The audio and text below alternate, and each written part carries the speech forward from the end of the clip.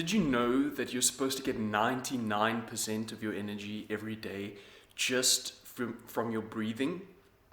And of that 99%, the average person accesses 10 to 20% of that energy. We breathe about 14,000 liters of air every day. And we're supposed to breathe from our stomachs, from our diaphragm, but we tend to breathe from our chests. When we get distracted or stressed, we tend to breathe from our chests. I mean, with everything you have going on every day, do you really have the time and energy to think about your breathing? There's the story in the Bible about a man named Moses. He is grazing his sheep when all of a sudden God appears to him in a burning bush. And God says to him through this burning bush, "Moses, take off your shoes because the ground you are standing on is holy ground." Now Moses has been wandering the desert for over 40 years. And it's not that the ground just all of a sudden became holy. It's that Moses suddenly became aware of it. So the question must be asked for us: are we standing on holy ground all the time, passing burning bushes on our left and on our right? And because we are moving too fast and we are so distracted, we miss them. Now God has heard the cries of his people who are in slavery in Egypt, and he wants Moses to go and rescue them. Moses is very aware of the size of the task that God is asking of him. So he says to God, "Well, when I go to these people, what am I supposed to say? What do you want me to tell them?" So God says to Moses, "Moses, you tell them that the Lord sent you." Now this name Lord, when we read it in English, is spelled capital L, capital O, capital R, capital D, and it appears over 6,000 times in the Bible. But it wasn't originally written in English. It was written in Hebrew. And in Hebrew, the name is also spelled with 4 letters. We would say capital Y, capital H, capital V, capital H. So we took these letters, and some pronounced the name Yahweh or Yahweh. But in the old tradition, the name isn't even pronounced because it is considered so sacred, so mysterious, and so holy. In fact, the ancient rabbis taught that the letters were not only not pronounced because of a respect for the name, but rather that the letters were fundamentally unpronounceable. These letters function kind of as vowel sounds in the Hebrew language. Can you imagine a word in English spelled only with vowels? So what the ancient rabbis taught was that these letters, this capital Y, capital H, capital V, capital H, were essentially breathing sounds. And the letters together were essentially the sound of breathing. So is the name of God the sound of breathing?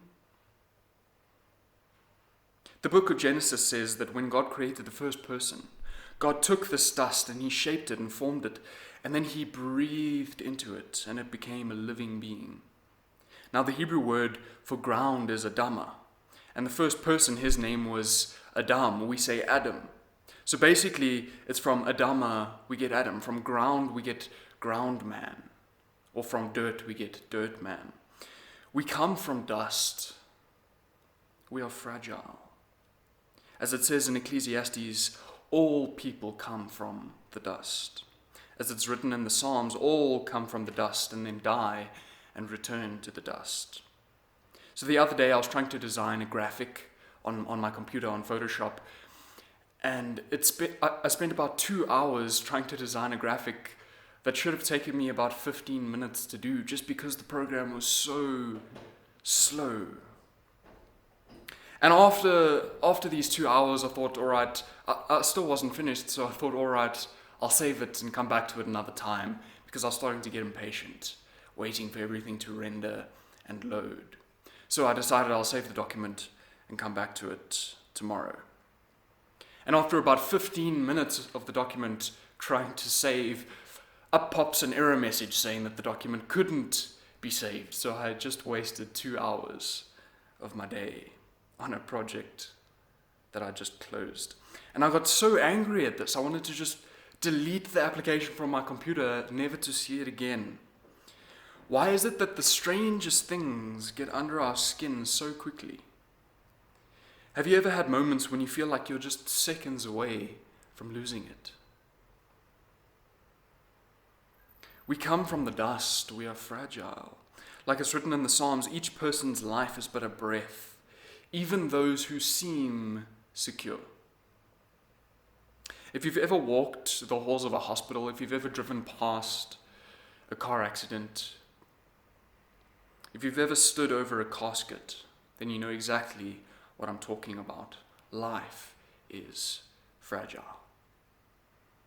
Yet at the same time, we have been breathed into by the Creator of the universe. And this divine breath is in every single human being ever. Psalm 8 says that God has crowned us with glory and honor. This glory and honor in this passage is not referring to God, it's referring to the people that God has made. We are these walking, talking dirt clods, and yet we possess this divine gift, this breath of life, this life force from God. You were made by the Creator of everything. For thousands of years, people have understood that this physical breath that we possess is actually a picture of an even deeper reality. In the Bible, the word for breath is the same word as the word for spirit. In Hebrew, it's the word ruah, and in Greek, it's the word pneuma. One scripture says that when God takes away the ruah, the breath, of all living creatures, then they die and return to the dust. But when God sends the ruah, the spirit, then they are created. Breath, spirit, same word. The first Christians took hold of this idea, and they believed that the Spirit of God could literally dwell or live inside of a person. In Romans 8 it says that if the pneuma, the Spirit of God, who raised Jesus from the dead, is living in you, then God will give you life. Another scripture says that when the Spirit of God, that what the Spirit of God does living in you is it sanctifies you.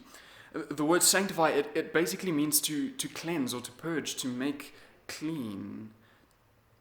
What it essentially means is that when you let God in, when you breathe, you become aware of all the things you need to leave behind.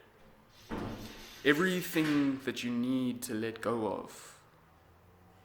If you were totally honest right now about what's going on inside of you, what would you find out? What would you say? What are you angry about? What are you concerned for? What's taking up your headspace? What's bothering you?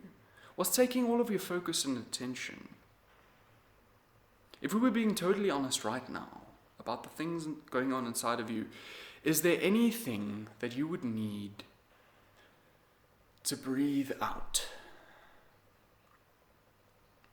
Jesus said that what the Spirit of God does is it guides us into truth. Is there anything that you need guidance in? Because maybe what it is that you need is as close as breathing. Another scripture says that God gives us spirit without limit. Is there anything right now that you need to breathe in? As it says in Ephesians 4, there's one God and Father of all, who's over all and through all and in all. As it says in Hebrews chapter 2, there is God for whom and through whom everything exists. Or as Jesus more simply said, God is spirit. And you are a sacred creation of God. The divine breath is flowing through you. And it's flowing through the person next to you, and it's flowing through the person next to them. You are on holy ground, and there's a holiness to all of the people around us. And how you treat them, Jesus said that whatever you do for them, you've done for him. God is there because God is here. And a person doesn't have to agree with this for it to already be true. God has already given us life, and the breath we just took, and the breath we took before that, and the breath we're going to take. When a baby is born, what's the first thing that it needs to do? Otherwise, this baby isn't going to make it. It's not going to survive. Does this baby need to take a breath? Or does it need to say the name of God? And what's the last thing you do before you die? Do we take our last breath? Or is it that when we can no longer say the name of God, we die? And in the Ten Commandments, when it says that we shouldn't say God's name in vain, is it saying that we shouldn't even take a breath if it's not for Him? Is it possible that you could be having a meal with a good friend of yours and you're sitting across the table from a person who is saying, there is no God? But what you will be hearing is Y, H, V, H. May you come to see that God is right here, right now. He is with us all the time. May you come to see that the ground you are standing on is holy. And as you slow down, may you become aware that it is in God that we live and we move and we breathe.